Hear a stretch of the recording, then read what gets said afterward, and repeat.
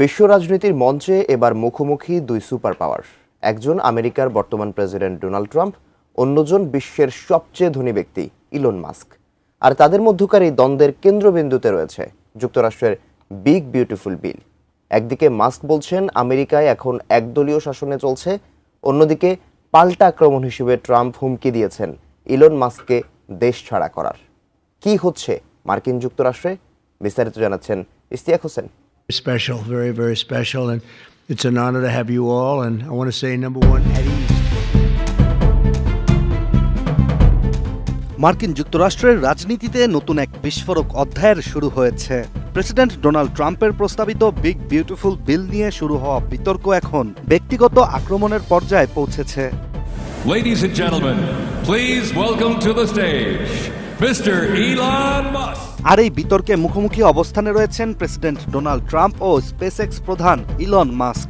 এই দুইজন ব্যক্তি একসময় ছিলেন একে অপরের ঘনিষ্ঠ মিত্র, যা এখন রীতিমতো শত্রুতায় পরিণত হয়েছে। এখন প্রশ্ন উঠছে, আগামীতে কি হতে যাচ্ছে মার্কিন যুক্তরাষ্ট্রে। যুক্তরাষ্ট্রভিত্তিক গণমাধ্যম এবিসি নিউজের একটি প্রতিবেদন থেকে জানা যায়, মার্কিন নির্বাচনের পর চলতি বছরের জুন মাসের শুরুতেই ট্রাম্পের প্রস্তাবিত বিগ বিউটিফুল বিল সামনে আসে, যেখানে সরকারিভাবে বৈদ্যুতিক গাড়ির প্রণোদনা বাতিল, সামরিক ও অবকাঠামো খাতে বিপুল ব্যয় এবং একটি রেকর্ড $5 ট্রিলিয়ন ঋণ সীমা বাড়ানোর প্রস্তাব দেয়া হয়। আর এই প্রস্তাব নিয়েই ক্ষোভে ফুঁসছেন ইলন মাস্ক। নিজের সামাজিক যোগাযোগ মাধ্যম এক্সের একাধিক পোস্টে ইলন মাস্ক বলেন, তারা এখন ইতিহাসে সবচেয়ে বড় ঋণ বাড়ানোর পক্ষে ভোট দিয়েছেন। এটা লজ্জাজনক। এছাড়া এর আগে আমেরিকায় একদলীয় শাসন চলছে বলেও মন্তব্য করেছিলেন তিনি। ইলন মাস্কের করা এমন পোস্টেই ক্ষুব্ধ হয়ে ওঠেন ডোনাল্ড ট্রাম্প। পরে পাল্টা প্রতিক্রিয়ায় তিনি একটি পোস্টে জানান, ইভি ম্যান্ডেট বাদ যাওয়ায় ইলন মাস্কের অসন্তোষ রয়েছে।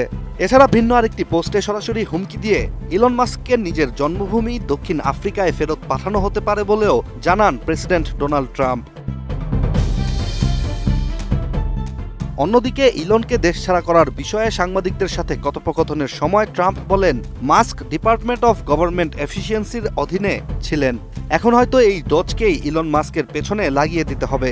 এছাড়া তিনি এক প্রকার ব্যঙ্গ করেই আরও বলেন, ডজ একটি দানব, যা ইলনকে খেয়ে ফেলতে পারে।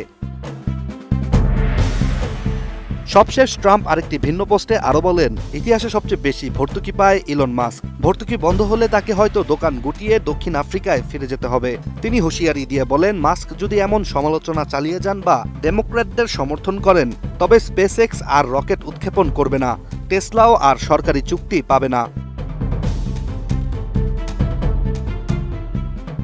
2024 সালের নির্বাচনে ট্রাম্পের বড় অর্থদাতা ছিলেন ইলন মাস্ক। মাত্র এক বছরের মধ্যে $270 মিলিয়ন বেশি খরচ করেছেন রিপাবলিকানদের পেছনে। এমনকি ট্রাম্পের জয় নিশ্চিত করতে নির্বাচন পূর্ব পর্যায়ে তিনি সক্রিয় ছিলেন মাঠেও। কিন্তু আজ সেই সম্পর্ক পুরোপুরি ছিন্ন। বিশ্লেষকদের মতে এই দ্বন্দ্ব শুধু রাজনীতিতে নয়, প্রভাব ফেলছে মার্কিন অর্থনীতি, প্রযুক্তি খাত এবং বিশ্বমঞ্চে আমেরিকার ভাবমূর্তিতেও। এছাড়া চলমান রাজনৈতিক উত্তেজনার মধ্যে মাস্কের পক্ষ থেকে নতুন দল খোলার আহ্বানও চলে আসছে। তাই তো বিশ্লেষকদের ধারণা, এই দ্বন্দ্ব শীঘ্রই থামছে না, বরং দিনকে দিন বাড়তেই পারে।